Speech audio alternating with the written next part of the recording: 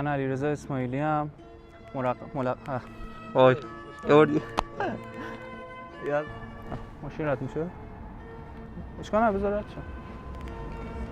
الان اینو کات میخوره؟ علیرضا اسماعیلی ام، با نام مستعار علیرضا، یعنی ترکیبی از اسم و فامیلم.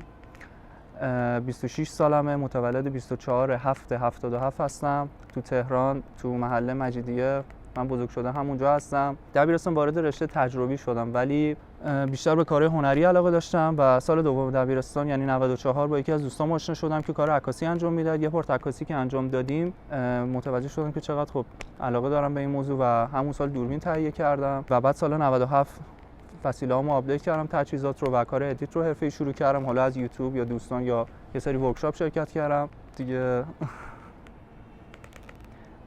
چی بود دیگه؟ چیزای مهمو گفتم. الان قرمز رو برداریم. آنسین هنر زندگی کردن است.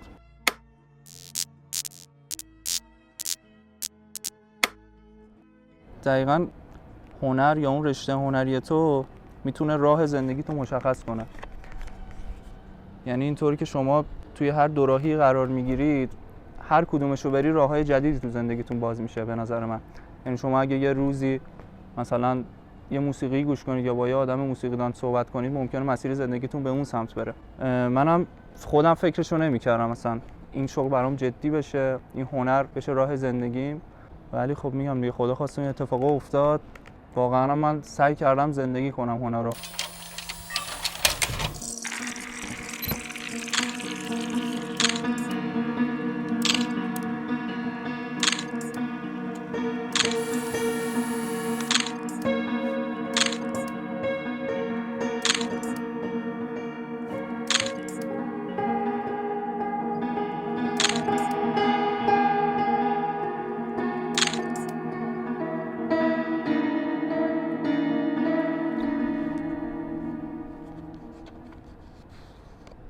جراحت اینجا میتونی خودت باشی، خود واقعیت.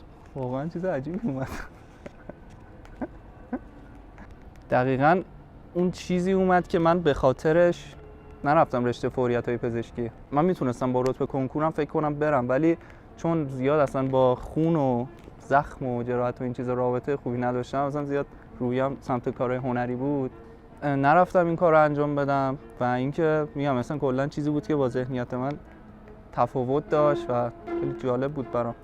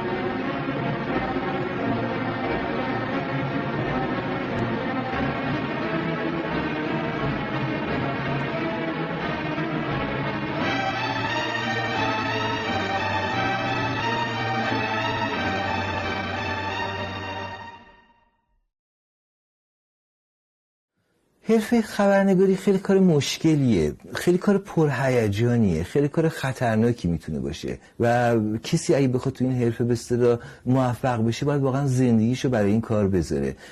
همیشه باید آماده باشه که هر اتفاقی که بیفته خودشو بتونه به اصطلاح تطبیق بده و عکس العمل درست نشون بده. کار خیلی سختیه. همه من میگن که تو چه زندگی جالبی داری، همش در حال مسافرت هستی، همش در حال بدو هستی و غیره و اینا، اما هیچ کس فکر نمیکنه که این کار چقدر خسته کننده میتونه باشه و چقدر میتونه از نظر روحی و روانی روی آدم اثر بذاره. اینجا روستای افجه در لواسانه. ما در کنار مزار یکی از هنرمندان که در عرصه عکاسی و مستند فعالیت داشته هستیم. سلام، من لیلی احمدی هستم، مجری آیتم معرفی در برنامه آنسی. در این بخش از برنامه ما به معرفی یکی از هنرمندای دیده نشده در حوزه عکاسی می‌پردازیم. کاوه گلستان در 17 تیر ماه 1329 متولد شد. پدرش ابراهیم گلستان و مادرش فخری گلستان بود. کاوه به گفته خودش از کودکی زمزمه‌هایی درباره سیاست حاکم بر کشور رو با علاقه دنبال می‌کرد و تا 18 سالگی علاقه شدیدی به تاریخ نگاری پیدا کرد و نقش مهمی در ثبت تصاویر انقلابی داشته. کاوه علاوه بر عکاسی به خبرنگاری، داستان‌نویسی و کارگردانی مشغول بود. عکس‌های کاوه از رویدادهای انقلاب و جنگ ایران و عراق در مطبوعات بین‌المللی سر صدای زیادی کرد. گلستان به گفته خودش بیشتر علاقه‌مند به موضوعاتی بود که میان انسان‌ها ارتباط برقرار می‌کرد و سوژه‌هایی را دنبال می‌کرد که تفاوت انسان‌ها را نشان می‌داد. او گفت که تصویربرداری می‌کنم برای ایجاد واقعیت، برای نشان دادن تفاوت‌های میان انسان‌ها که این تفاوت‌ها باعث پیشرفتشان می‌شود برای زندگی بهتر. او در سال‌های 54 تا 56 سه مجموعه از خود به جا گذاشت: کارگر، روسبی، مجنون. کاوه گلستان 61 عکس در محله شهر نو تهران ثبت کرد که این مجموعه ثبت وقایع آنچه که در شهر نو می‌گذشت بود و در این میان مسئله اجتماعی نسبت به قشر کارگر و تنفروشی ایجاد کرد. کاوه گلستان در 13 فروردین 1382 برای مأموریتی به کردستان عراق رفت که بر اثر پا گذاشتن روی مین جان خود را از دست داد.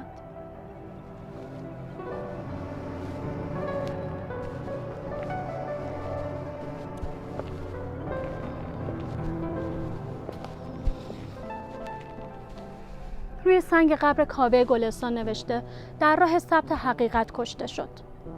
میخواهم صحنه‌ای رو به تو نشان دهم که مثل سیلی بر صورتت اصابت کند و امنیت تو رو خدشه‌دار کند و تو رو به خطر بیاندازد. میتوانی نگاه نکنی، میتوانی خاموش کنی، میتوانی هویت خود را پنهان کنی مثل قاتل‌ها، اما نمیتوانی جلوی حقیقت را بگیری. هیچ کس نمیتواند جلوی حقیقت را بگیرد. جدا از این که به خاطر احساساتی که من نسبت به خود مملکت خودم و تحولات که تو جامعه ما صورت میگیره دارم، مسئله عمده دیگه این بود که ایران خیلی مملکت جالبیه. بهترین داستان خبری 20 ساله گذشته در سطح بین‌المللی همیشه ایران بوده.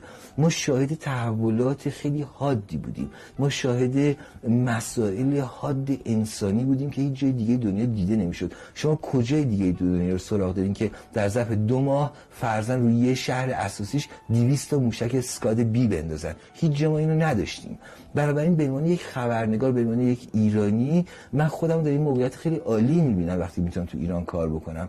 در ایران اتفاقایی میفته که هیچ جای دیگه دنیا اتفاق نمیفته و این برای من ارزش داره. یک دوم این که به نظر من خبرنگار یک نوع تاریخ نگاره، یک نوع مورخه و خب طبیعی است که من دلم میخواست که مورخ یک مملکت خودم باشم و دو چقدر خوب که مملکت خودم به اصطلاح بستر این اتفاقای خیلی جالب و هیجان انگیز و مهم انسانی هست. برای من هیچ وقت هیچ مسئله‌ای نداشتم اینکه با مردم مصاحبه بکنم، تصویرشون رو بگیرم، تو خونه هاشون برم، فضولی بکنم نسبت به زندگیشون، ازشون سوال بکنم، جواب بگیرم، غیر و اینا. گفتم این وظیفه خودم میدونم، مسئولیت خودمه و افتخار من هست که من تلاشم بر این است که زبون مردم خودم باشم یا چشم مردم دنیا باشم به جامعه خودم.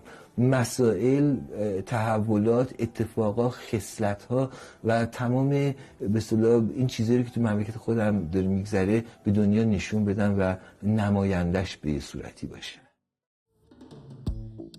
کتاب بودن با دوربین به کوشش حبیبه جعفریان مجموعی از رویدادها و کارنامه فعالیت‌های کاوه گلستان است که شما همراهان عزیز برنامه اگر علاقه‌مند به مطالعه درباره کاوه گلستان هستید می توانید این کتاب را بخوانید.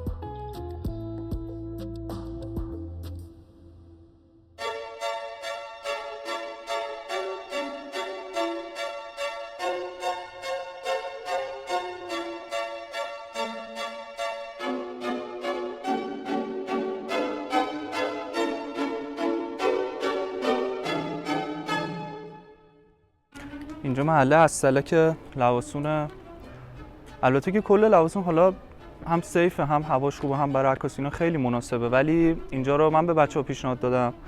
حالا لوکیشن بیشتر آزمون و خطایی به دست میاد. اینجا هم تقریبا همین جوری بود، به صورت اتفاقی و گذری اومدیم و از مزایاش که برخوردار شدیم، حالا کارا رو که انجام دادیم دیدیم که چقدر جالبه و دیگه چند تا پروژه اینجا انجام دادیم. من کلا بیشتر سبک عکاسیم پورتره است و حالا البته که اینجا کار ودینگ انجام دادیم، کار پورتره انجام دادیم، کار تبلیغاتی هم یه دونه پروژه انجام دادیم.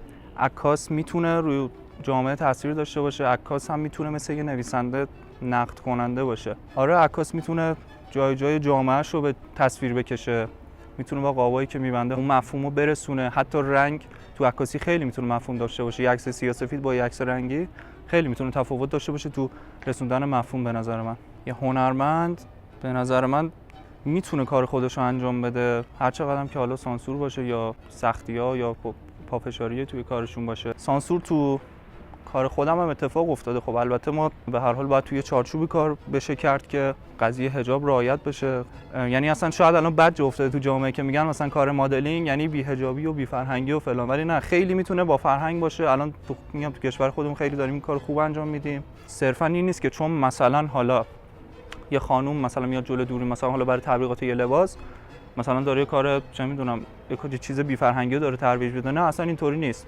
به نظر من هر کسی میتونه واقعی باشه تو بخش خودش، حالا چه هنرمند باشه چه هر شغلی داشته باشه میتونه واقعی باشه، حالا چه اونی که ریسک میکنه چه اونی که نمیکنه. این وظیفه اونه که چجوری هنرشو نشون بده. من کار موسیقی انجام میدم چند ساله، تقریبا شاید حتی قبل عکاسی، ولی عکاسی رو بیشتر خب به هر حال میگم هم علاقه دومم بود، همین که خب خیلی بهش علاقه من شدم. اون سبکی کار کردم زیاد درآمدزا نبوده تو ایران. من اومدم عکاسی که به هر حال هم درآمده باشه، هم علاقه‌مو بتونم نشون بدم، هم که دوست داشتم هنر عکاسی. چون میگم هنری که هم ساکت هم کلی حرف توشه. پیشنهادم اینه موسیقی،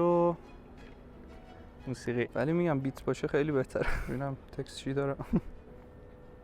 خب یه بچه گوشه‌گیر، گاهی یارو گاهی خونه جیم، دلم می‌خواست و نداشتم پول کیم، از حال نرفتم وایسادم توی رینگ، صدای گفت بزن مشت اول و تلخ بودم، تو حقیقتم توف کرد منو، یادم نیست چرا شکوندم قلکمو، ولی تخس بودم وایسادم رشد کردم و بعد الان وایسادم صدر این کار مهم نیست، خرج میکنم دست به جیب. نصف گوش کنی شارژ یه هفته‌ای، نصف هیترین گوش کنی کج بشید و بعدم توی 23 من پر تجربه من نیستم و به سر ضعیف دیروز که بر میخورد با هر غریبه‌ای زودن و کاراکتر جدی من پریده بیرون.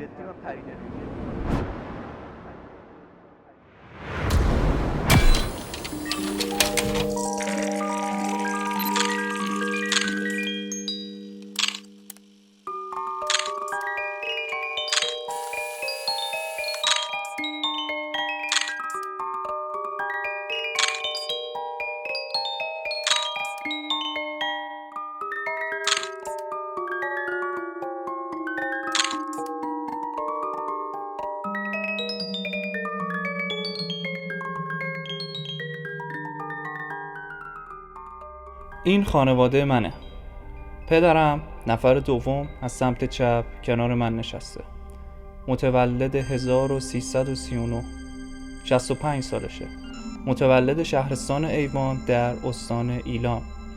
پدرم یک روشندل هست، یک اپراتور و بازنشسته تامین اجتماعی.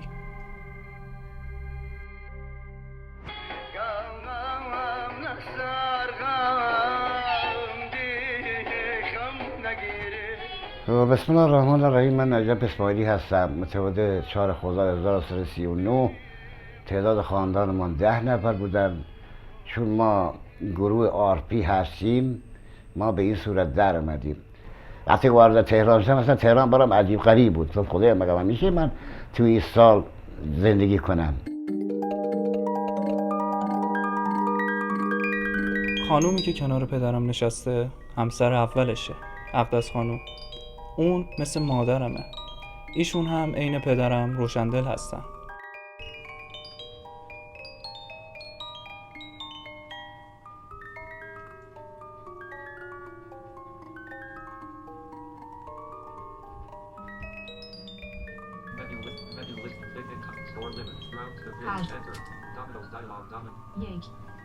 من بچگی نابینا بودم، مالا نمیدونم مثلا به دنیا آمدم من اینجور بودم یا بعدش اینجوری شدم، چون من پدر مادرم رو تو بچگی از دست دادم، خبرم ندارم از بچه اینجور میگم وقتی به دنیا آمدم اینجور بودم یا نه. میگن از بچگی همینجوری بودی، حالا نمیدونم مادرزادی بودم یا نه. همه جور کتاب، چه تاریخی باشه، چه روانشناسی باشه، چه مذهبی باشه، موضوعاتی دوست دارم که به زندگی آدما مربوط بشه، یه جوری زندگی آدما رو نشون میده، یه درس عبرتی برای آدم باشه، نه چیزایی که تخیلی باشه، نه اونا رو دوست ندارم. علیرضا رو من از بعد دوست داشتم بره هنرستان، یعنی اگه میرفت هنرستان این حرفه رو از بعد شروع میکرد رشته عکاسی و الان کلی، نمیگم الانم خیلی بچه خوبیه، بچه مؤدبیه، کارشو دوست دارم، انشالله که موفقیت بالاترشو ببینم. ولی اگر از من میرفت هنرستان بهتر بود، راستشو بگم. به سنگینی علیرضا، به خوبی علیرضا من پیدا نمی کنم، واقعا بچه خوبیه. Learn about this PC. Enter. This PC. Devices and drop. Local disk C. نجابت دارید. Alt F4. در میان جلد اول. Items view multi-select. Alt F4. Desktop. Fold escape. و اما نفر آخر کنار اقدس خانوم مادرمه، همسر دوم پدرم، اسمش عالمه. متولد 1349 از ترسیم در استان کرمانشاه و یک خانه‌دار. کمش کنم. این خوبه، این خوبه.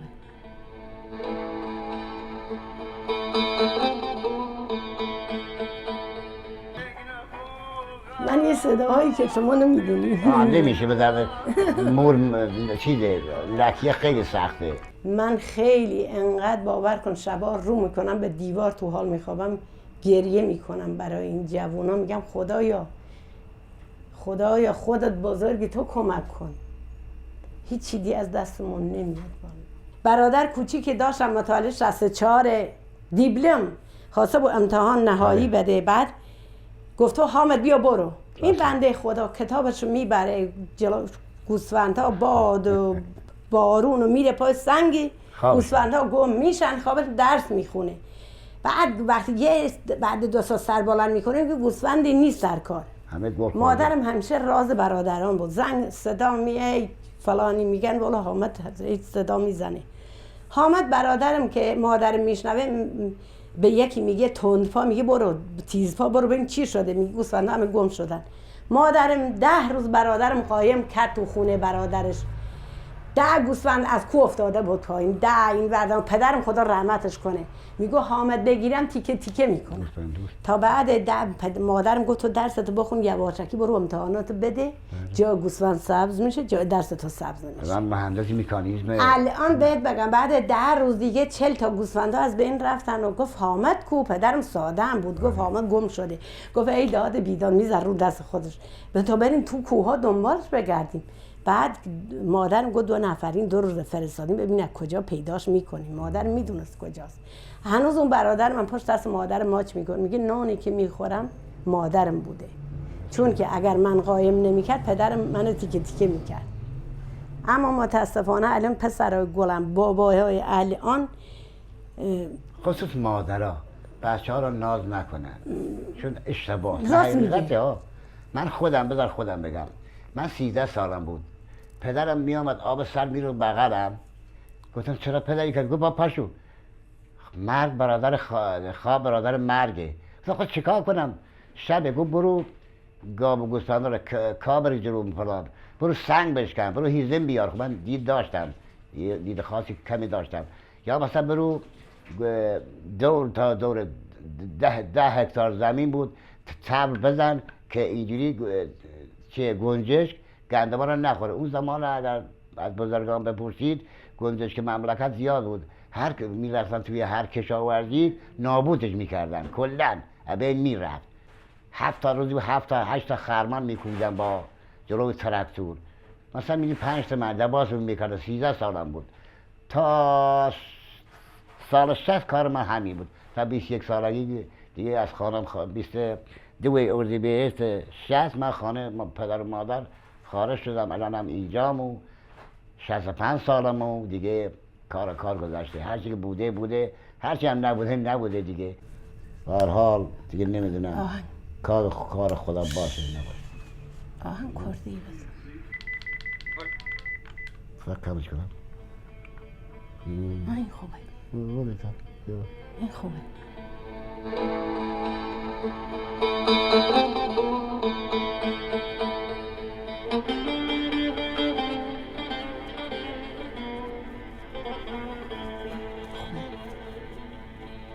رو بعد از هزاران سال کش عمر سیمره مشهور از سر زون گوش طلب جد که اومد امیدی قرآنی متخلص را دکمی جاری اینجا محله مجیدیه جنوبی حساب میشه. البته که ما حالا بیشتر به سمت خیابون همایی و اثناعشری هستیم، ولی کلا اینجا محله ارامنه هستش، یعنی ارامنه خیلی داره. البته از همه قش هست، ولی ارامنه در کل تو مجیدیه خیلی هستن. دوست داشتم کلا برم، حالا اگه خدا بخواد یه سری جا رو تجربه عکاسی داشته باشم کلا، ولی به صورت کلی نه هیچ وقت. چون من میگم خانواده‌مو خیلی دوست دارم همیشه پیششون باشم. آدم اگه مهاجرت کنه واقعا فاصله خیلی سخت و زیادی، سالها شاید بینشون فاصله بیفته. من خانواده‌مو دوست دارم، کشور رو دوست دارم. مهاجرت نشه بشه گفت سفر بشه. دوست دارم انجام بدم واسه شرایط کاری، واسه دیدن تجربه‌های دیگه عکاسی با اقلیت‌های دیگه، کشورهای دیگه، بافت‌های دیگه برام.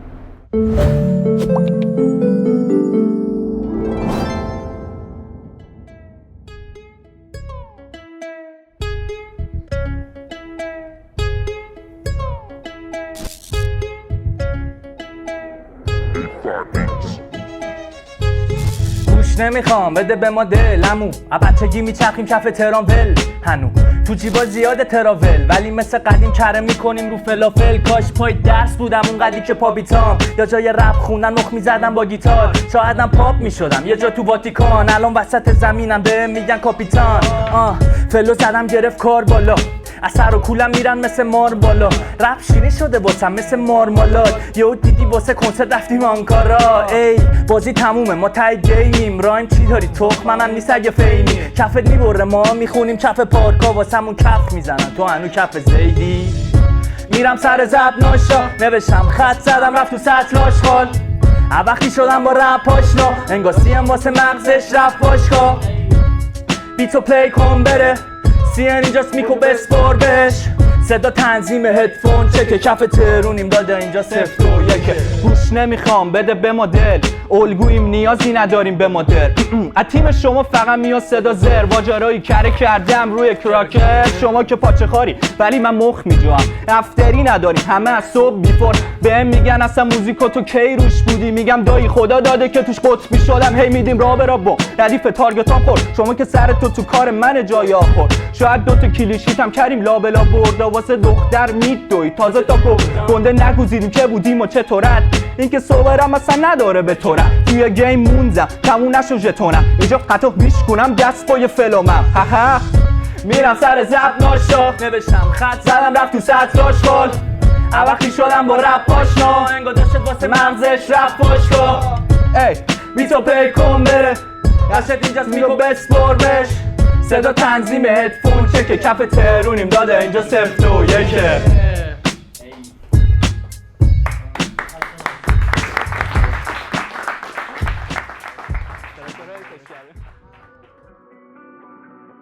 من فرناز اسماعیلی، خواهر علیرضا. کلا همه چیش خوبه، ساکت، مهربون. اگه مثلا یه موقع استرسی چیزی داری، مثلا اون استرسیتو برطرف میکنه، دلسوزته، پشتت. میگه مثلا ما از همه جهت واقعا قبولش داریم، چه تو کاری، چه تو عکاسی، چه تو رفتنه. مثلا من اگه تو کاری خب بهتر مثلا تصمیم پیشرفت بکنم، میخوام که خب اون جبران اون پیشرفتی که من نکردم این تو کارش پیشرفت کنه، یا اون کاری که من علاقه نداشتم این به اون کاری که علاقه داره برسه. نه از خدا میخوام همه جوونا با اون هدف و با اون آرزویی که میخوام برسم.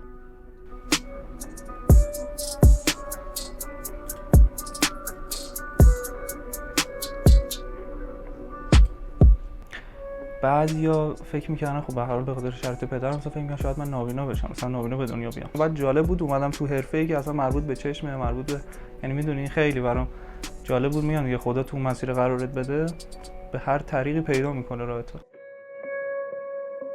امیررضا اسماعیلی هستم، متولد 81 25 شهریور و اینکه با علیرضا برادر هستم.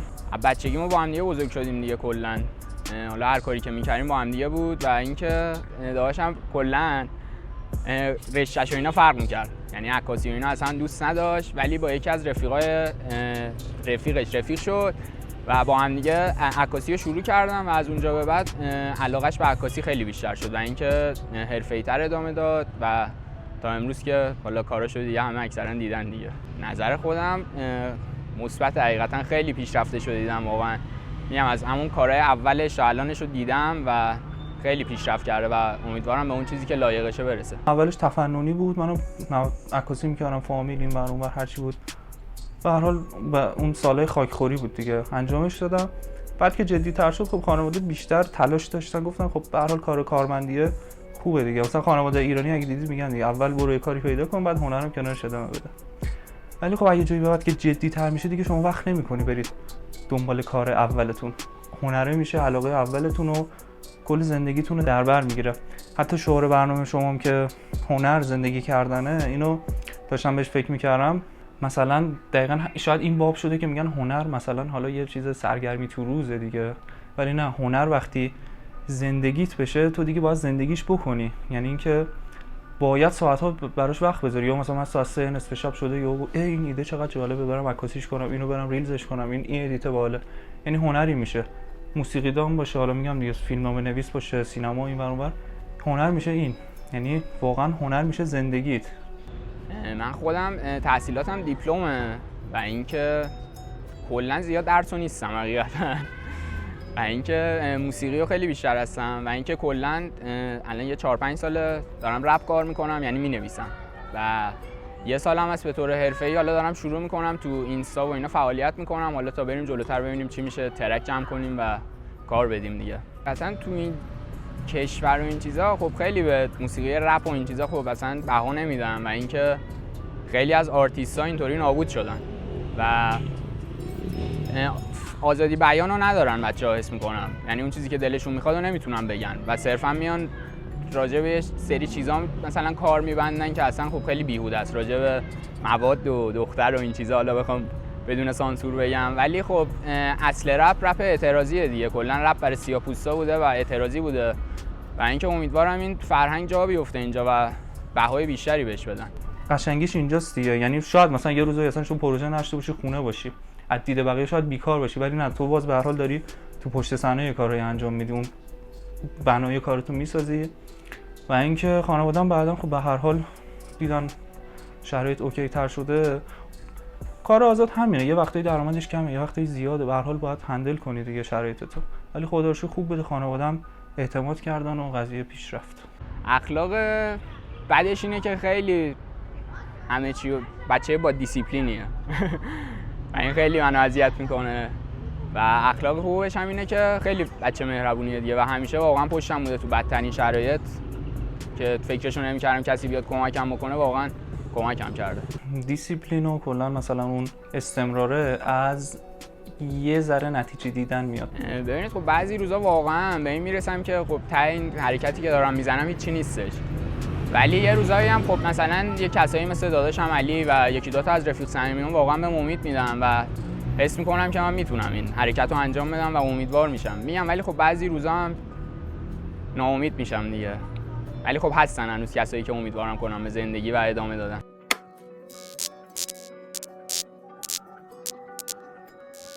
من و امیررضا تا حالا مثلا الان تازه بیشتر اوکی شدیم با هم، نه اینکه قبلا دعوا می‌کردیم و نه، مثلا چون اون تو سن بلوغ بود، منم به هر حال تو سن بلوغ بودم، یه جورایی مثلا شاید یه وقتایی اصلا همدیگه رو نمی‌دیدیم، یا من سر کار بودم یا اون سر کار بود، یا اصلا زیاد صحبتی نداشتیم با هم. مثلا چون میگم آدمی هستی که اونقدر حرف نمیزنی، زیاد صحبتی هم با هم نداشتیم تو خیلی از مسائل.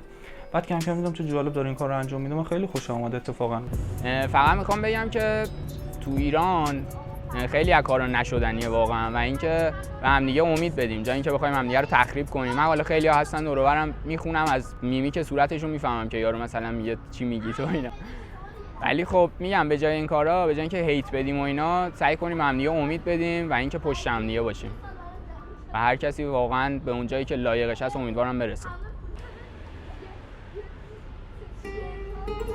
من خیلی وقته که دنبال خودمم، نه دنبال دافیم، نه دنبال سویم، دنبال آرامشم تو دره های مورفین. لاغرم کرد و انگار خورده خونپاره صورتم. این پسر همش روده را که رده، تنها چیزی که بره من سورال مرگه. به میگن که همه چی رو به راه بچه، تو ترکیدم من این خونه های قضه. تا که آخه با علال بمونم ها، تا که تا اون روزی که وایس جونم. خونه بادم رفیقام یه جوری نگاه میکنن که حس میکنم براشون بیفایده بودم. ای هنو میشه چشمم ته به یاد اون روزی که پیشم عشقم رفت. فکر کنم جادو و سحرم کرد، چون بعد اون همیشه تنهام ولمتر. نمیخوام بیارم عشقاتو در، ولی نمیشه، باید یه سری حرفا رو زد. من دلم میخواست تو دستی به دنیا میومدم، از دنیا میرفتم 57. رک ندیدم از جوونی خیلی، آدم الکی دورم نمونید هری. ما دهنامون بسته از همه چون زیر مشکلات کبودیم خیلی. پشت بر تو میگم تو رو تن لفظ قلم، آدم نمیشم سنگو بزن به سرم. اگه بهمون رسید پاره شد خدا کمک که برم جلو گرش بزنم. مثلا چی میگن اینا حالا تو نمیفهمم، لبخند دکوریه واسه خوشگلی، فقط چیزی تو ندیدم که فازشو بگیرم. من رو به رو بی نپشتم و برید عقب، من تنهایی خوبم، خود واقعی من میتپه هنو قلب دارم لای سینم. برگردیم بچگی تو هم حاضری نه؟ من که بچه میمونم تو 30 سالگی من. مثلا تراست نی به هیچکی، الان قفلم کلید نی، رو آب نمونید برید زیر. من تنها اکیپ شید، هوا گرگومیش میزنم بیرون، اخونه ماه شروع نشده میبینم 30 روز. تموم هدفون قدیمی فقط بیرون، پلوم فردا رو تغییر بده دیروز همونه. بخند تو رو مامان بابا کلی با عشق، به تر دیگه ندی به این فوبیا کش. کودک درون نداشو بره فوری یادش، زندگی هدیه است که واسه کنی بازش. تو خیابونا پر گرگه، 20 یاری تو کمای من صبح جمعه. داریم پیر میشیم زندگی رو دور تنده، جای عشق و علاقه شدیم پر عقده. ای تو خیابونا پر گرگه، 20 یاری تو کمای من صبح جمعه. دارم پیر میشم زندگی رو دور تنده، جای عشق و علاقه شدم پر عقده. I wish I were on a long sea voyage somewhere. Not too much deck tennis, no frantic dancing, and no responsibility.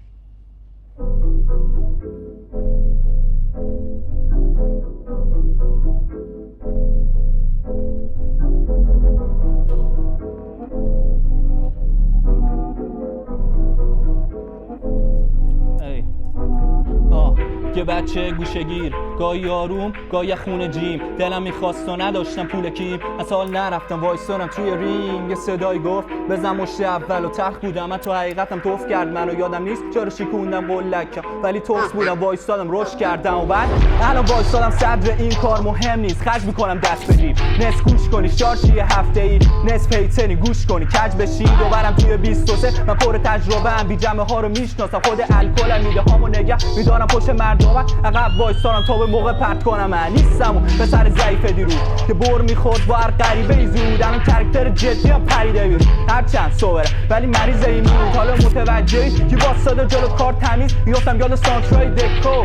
هرچی هستم واقعی هم، مثل شما نیستم پشت ماسکای دکو.